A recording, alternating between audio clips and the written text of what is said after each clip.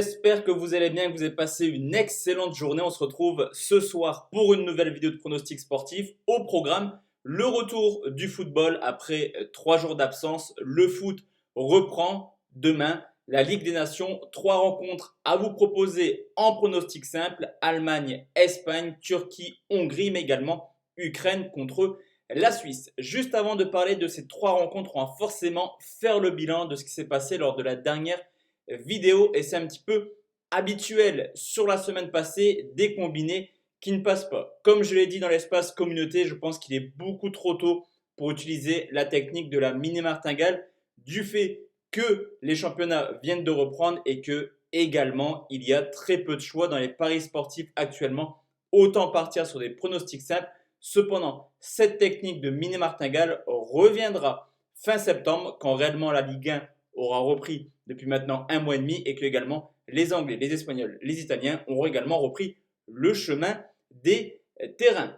Donc sur YouTube, on fait 0 sur 2 sur les combinés. Malheureusement, concernant la team parieur, le site qu'on obtient avec Julien Bien, un mauvais dimanche également. Cependant, sur l'ensemble de la semaine, plutôt des résultats cohérents. Julien met régulièrement le bilan sur Instagram le lundi matin. Une partie safe en bénéfice, une partie conseil en bénéfice.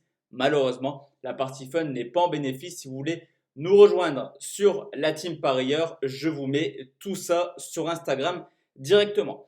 Je vous l'ai dit, pour demain, on part sur 3 matchs pronostics simples. On commence avec les Allemands qui reçoivent l'Espagne, une sélection allemande qui aura pas de joueurs du Bayern Munich et pas de joueurs de Leipzig. Cependant, il y a quand même du talent. Je pense à Werner qui a été à Chelsea récemment, également Havertz, Brand ou aussi Leroy Sané, une équipe allemande qui a plutôt du talent offensif. Du côté de l'Espagne, le nouveau sélectionneur Luis Enrique a un petit peu fait dans l'ancien, c'est-à-dire qu'on reste avec des Sergio Ramos, Carvajal, on a vraiment l'équipe type entre guillemets. La seule nouveauté, c'est Ansu Fati qui jouera peut-être sa première sélection avec les Espagnols. Malheureusement, Adama Traoré, le joueur de Wolverhampton, ne sera pas présent demain, positif au Covid. Alors ça va être très compliqué de donner des pronostics sur les sélections. Les derniers matchs ont lieu en novembre 2019, quasiment un an sans se retrouver en sélection. Cependant, on le sait, les Espagnols ont plutôt une ossature spéciale Real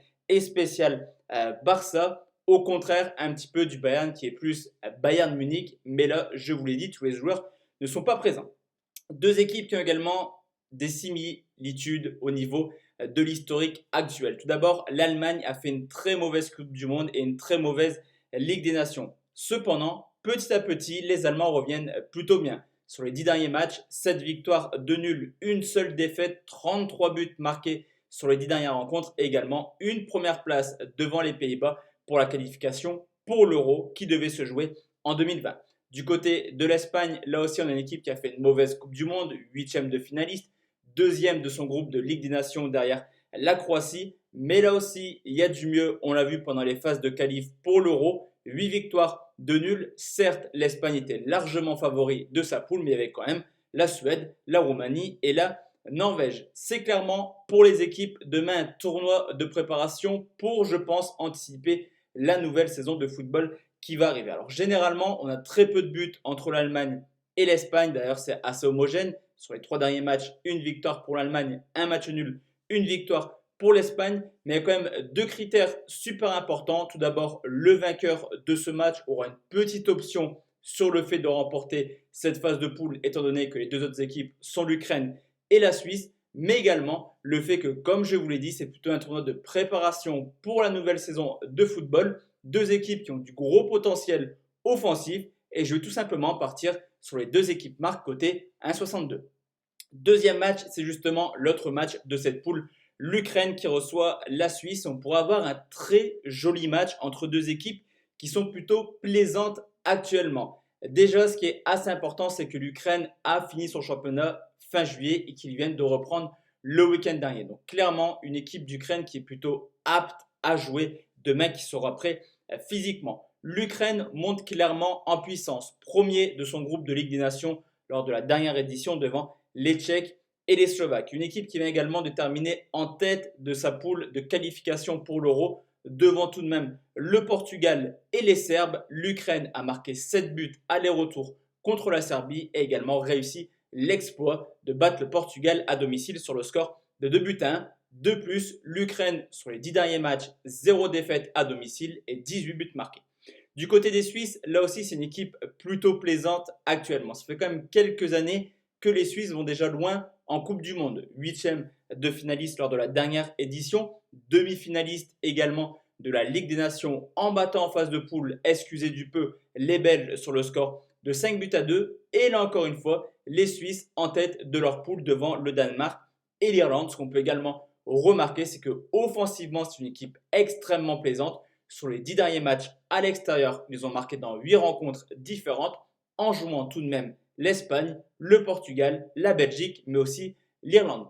Sur cette rencontre, je vois également un match assez prolifique entre des Ukrainiens en forme et des Suisses qui sont également plutôt pas mal actuellement. Le plus de 2,5 buts est très bien coté. Ce sera mon pronostic, c'est coté 1,96.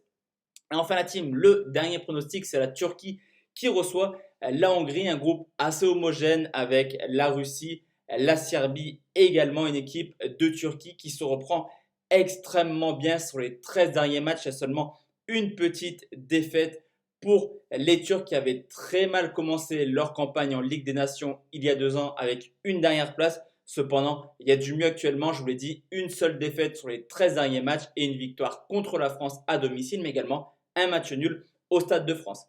D'ailleurs, à domicile, ça y est, la Turquie redevient extrêmement compliquée à jouer. Les 10 dernières rencontres ont vu 6 fois les Turcs s'imposer, 3 matchs nuls pour une seule défaite et une équipe qui encaisse quasiment peu de buts, seulement 2 petits buts encaissés en jouant tout de même des grosses nations mondiales comme l'Islande, la France, l'Ukraine, la Bosnie ou la Suède. Du côté de la Hongrie, il est loin le temps de l'Euro 2016 où la Hongrie a été clairement l'une des révélations de cette compétition. Actuellement, il reste sur une très mauvaise série, 5 défaites sur les 10 derniers matchs, sur les 6 derniers matchs, et qui à l'extérieur également n'y arrive plus du tout. Les Hongrois sont en grande difficulté. On les a vus récemment s'incliner en Andorre, au Luxembourg, mais également faire un match nul en Estonie. Du côté des stats, la Hongrie, c'est une seule victoire sur les 13 derniers déplacements.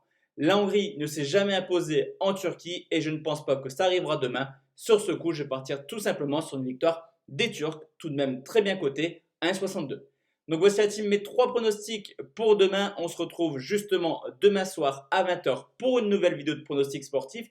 D'ici là, portez-vous bien, excellente soirée et à demain la team. Ciao, ciao.